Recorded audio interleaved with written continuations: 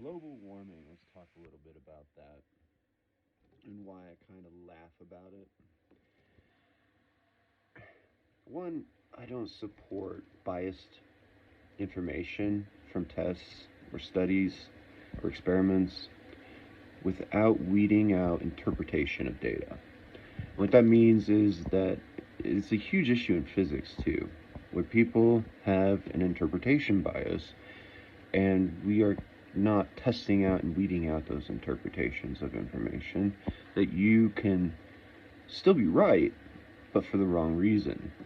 And that is dangerous in science. So, global warming is basically essentially that. Right? We have the Earth 150 million years ago. I mean, it was warmer than it is now, and species thrived. And yet, we just had an ice age, 10,000 years ago? So it's just looking at that in general, and people that take this information out of context for global warming, it's a bit ridiculous to me. To cause this sort of societal panic, I jocked it down to we are basically trying to implement uh, international sanctions on the United States. They're trying to force control of our economy. So that's why I never supported the Paris Accord. That's one reason why I said don't vote for Joe Biden. He said during the whatever you call them, where the two candidates, argue against each other. Words are escaping me. That the one thing legitimately that he directly said he would do is sign the Paris Accord. And that was the only thing he really said he would do. Everything was just two-talk. He's a two-talker. That's why I don't like Biden at all. He's a dangerous person as a president, and he knows that he can be held accountable for these things that he says politically, right? So that's why he talks the way he talks. He wants power, is what it is. Aside from that, it's just way off topic. It's the whole universe is trying to freeze us, slow us down to our most simplest state of energy, and it's trying and we have too much energy on Earth and it's a little too warm, and it's getting warmer, and we're not celebrating that. And that's kind of an achievement. Honestly, the fact that we're even getting warmer and we're not all just falling apart and freezing up and dying out is very impressive. You gotta pat yourself on the back. You have a lot of opportunity right now. If the Earth is still getting hotter, that gives you a lot of opportunity to figure out how to utilize too much thermal energy. Now, when it comes to isolating yourself in a room and the room's too hot and you don't have an air conditioner or you don't have electricity, that's difficult to figure out, right? It's a challenge to try to figure out how to solve that.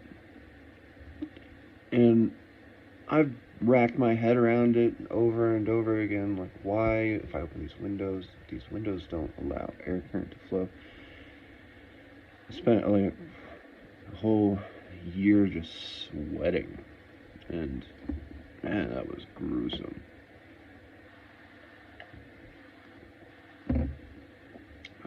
So what do you do?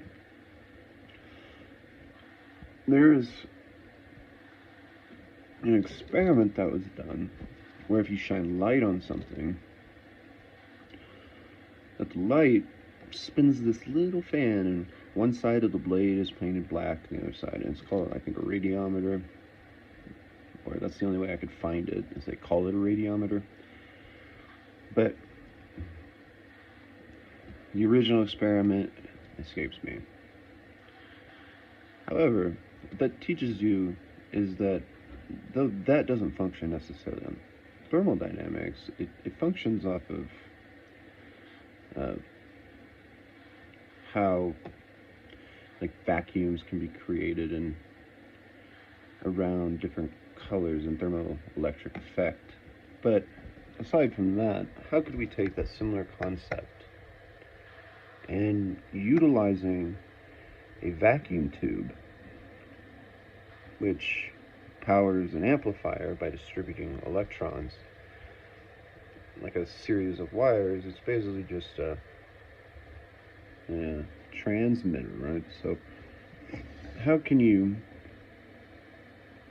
utilize those two technologies and try to emphasize thermoelectric effects? So you want, instead of relying on actual radiation from the sun, how can you do it with just heat and create a source that intakes heat?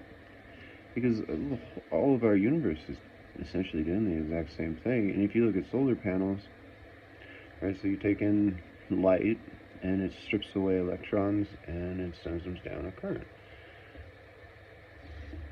Well, you have heat that compresses heat, just even though things expand, so you have two states of mass there that you have to consider, but which is contradictory in physics. It's very strange.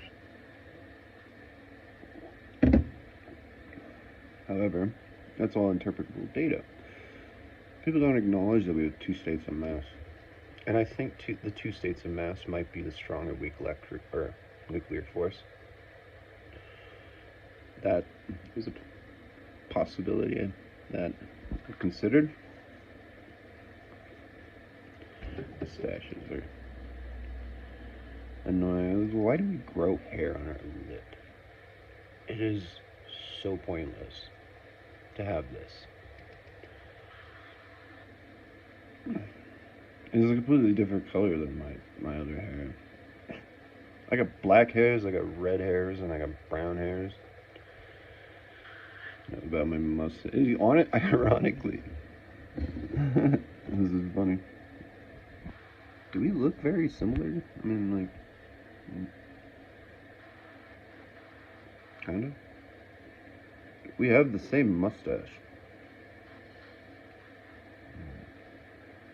His is a little, well, that's also not, that's a pure cast of a Rembrandt painting, so his mustache is left to debate of if that's how it actually was. Anyway, this is way up topic too, eh? So,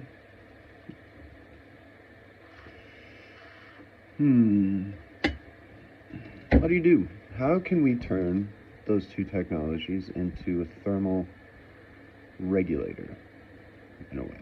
I mean, we got mercury that creates momentum and stuff.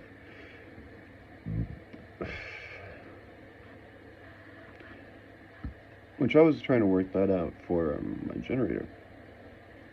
A mercury thermal regulator. Some way that the mercury expands and then it can actuate something that insulates the cylinder, and then as it comes back down, it basically just keeps a consistent insulation for the temperatures that you want, so that you can flux between 2 points. Is the idea.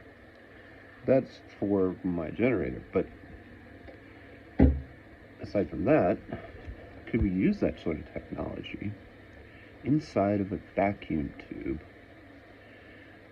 So we already got something that works through radiative means.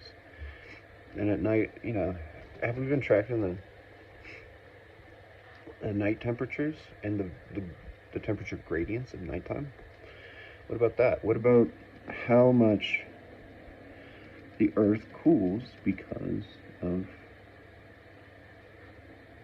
darkness? I mean, without the Earth facing at the sun, how much is convecting and cycling around the planet? Because that could also be used in the data to try and figure out if the Earth is genuinely heating up.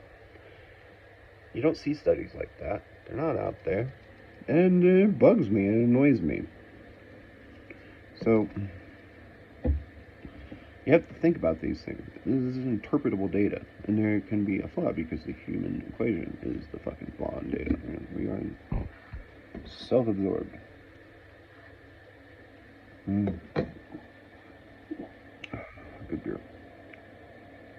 This is from the mini kegs for the Christmas release from Breckenridge Brewery.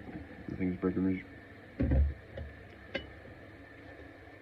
So like using my Rembrandtstein. This thing is super cool. I dropped it though and screwed up the lid. And I just got it to reform, but the lid ain't parallel to the base anymore. And that can just be the base is warped too. I don't know. I'm trying to get it better. Back to where it was. It does seal now. Or just sort of sat on top of it. Anyway.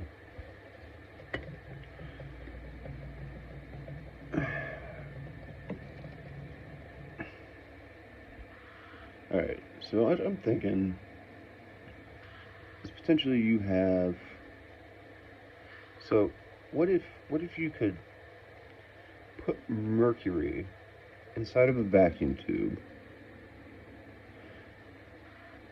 and so it'd be like a thermometer, I guess, and you put it in there, and so it rises, right?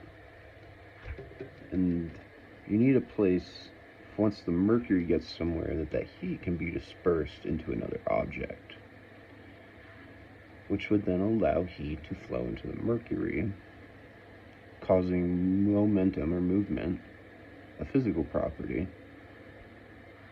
that then gravity pulls it, wants to pull it back down.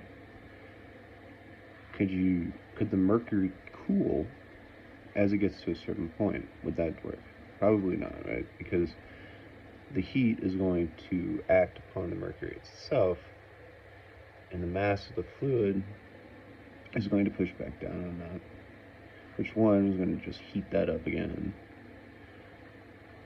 And it's a good start of a concept.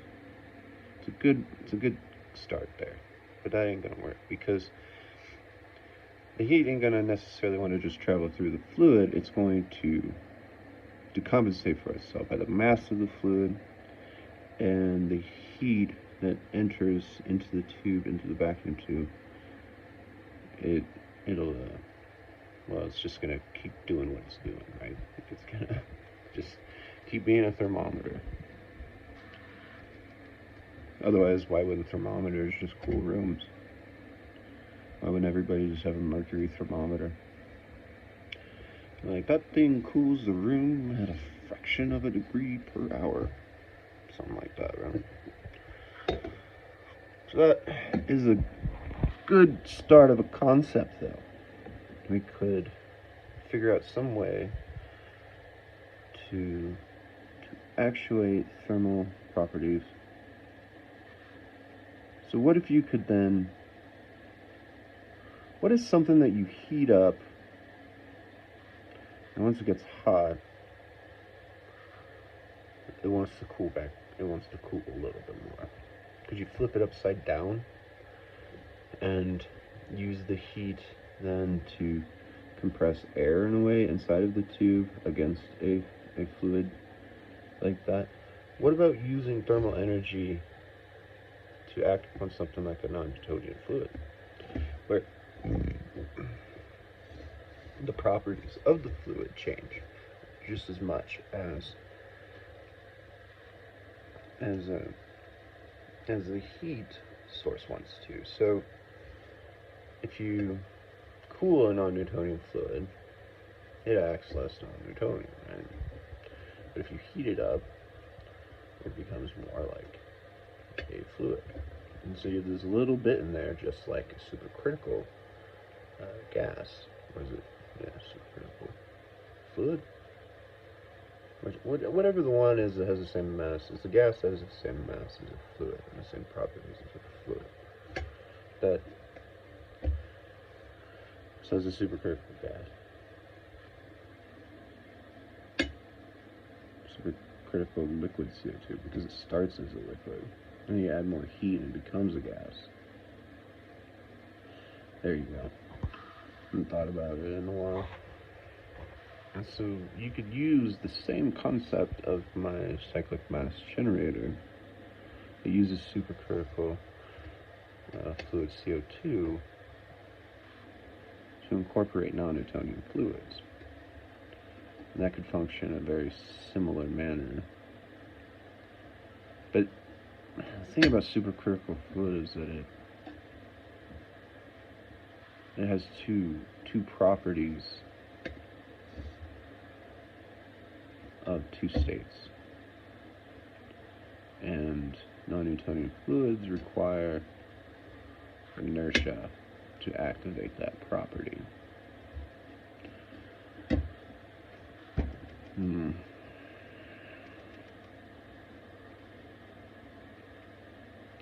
Could you embed the non-Newtonian fluid with a ferromagnetic substance? So I always wanted to work out a gaseous ferromagnetic generator that works like static energy in the air, that you can have because I always thought if we could have ferromagnetic gas, we could do anything. But it doesn't exist. I've never been able to figure it out, other than designing an object that if we were giants, say, then this technology would be microscopic to us, and we could have holograms if we were giants. That's what I said. We're right at this scale where we're too big and we're too small at the same time. Everything just is really complicated at our scale. Anyway, back to... So, could you impregnate the non-Newtonian fluid with a ferromagnetic substance, and it would function like a compressor? What is that? You can generate electricity by compressing something. I forget what it is. Piezo ceramics, maybe, is what it is that creates an electric effect, right? That you could do that with a non-Newtonian fluid.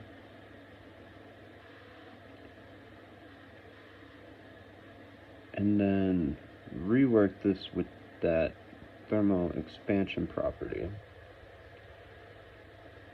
And instead of using gravity against you, could you use gravity as by flipping it, where you're compressing gas instead of just the medium that expands. Alright, this would be in a vacuum. Or in inert, right? For thermometers. No. I don't know. So, okay, so we take CO2, put that in a tube with mercury, seal that, we hook up a thermal accumulator, like a heat sink, right? But a reverse heat sink, something that retains a lot of heat, rather than aluminum, which easily dissipates heat. We attach that to that. Mercury has to actuate on something, and that by its velocity is then interacts with the non-Newtonian fluid that is slightly compressible to try and create a piezoelectric effect, right? Using ferromagnetic I want to say substrates, but I don't think that's the right word. So you dissipate the static electric effect into the non-Newtonian fluid,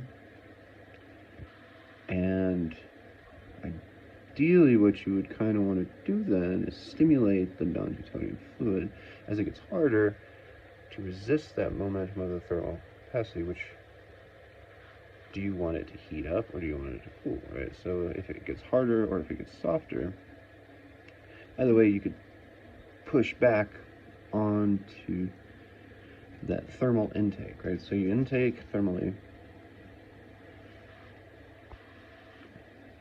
and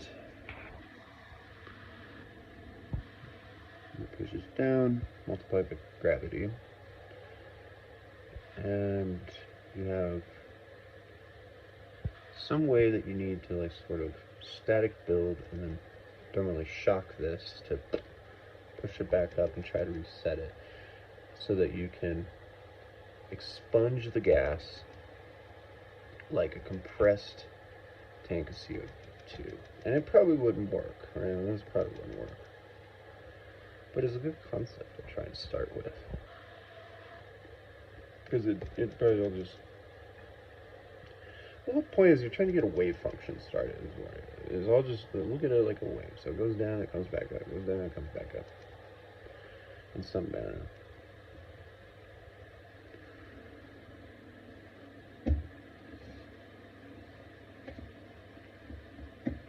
That's all I got for now.